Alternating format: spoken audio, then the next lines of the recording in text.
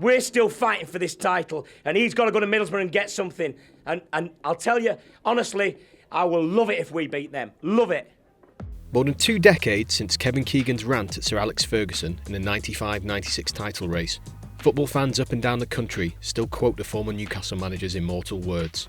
It was April the 29th, 1996, and a Newcastle side featuring the talents of Faustino Asprilla, Les Ferdinand and Philippe Albert had just beaten Leeds 1-0 at Elland Road. But despite that victory on Sky Sports Monday Night Football, the pressure had been piling up on Keegan for months as his team lost vital ground to Manchester United in the title race, leading to the manager's explosive outburst. This season had started so well for Newcastle, with events elsewhere strengthening their cause. Reigning champions Blackburn Rovers saw manager Kenny Dalglish lead the dugout for a director of football role, while Manchester United were missing Eric Cantona until October. Keegan spied an opportunity and, armed with what was then a sizable transfer kitty of £15 million, he brought in the likes of Les Ferdinand, David Ginola, Warren Barton and Shaka Hislop to spearhead a title challenge. Ferdinand immediately began to repay his transfer fee, scoring 4 times in the opening 4 matches, as Newcastle strolled to 4 straight victories. With 26 goals in their first 10 outings, Keegan's side gained a reputation as entertainers.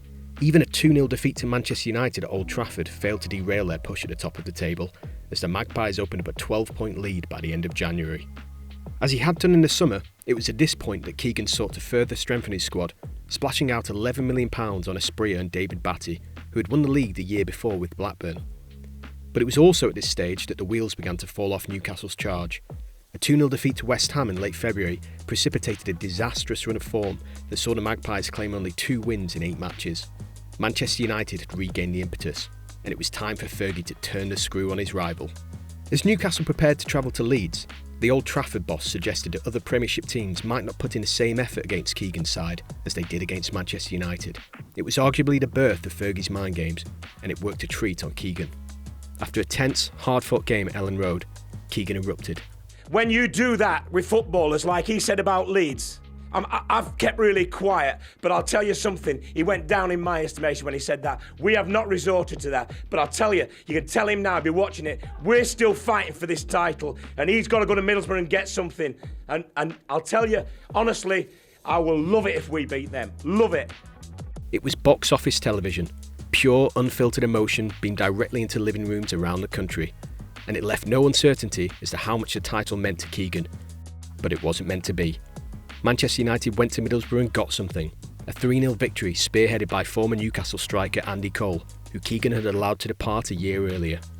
The Magpies, on the other hand, could only draw their remaining 2 matches 1-1 against Nottingham Forest and Tottenham Hotspur. That summer, Keegan would break the English transfer record with a £15 million swoop for Alan Shearer, prizing the striker out of Fergie's clutches. But by the following January, the manager had resigned, his closest shot at the title having gone up in smoke.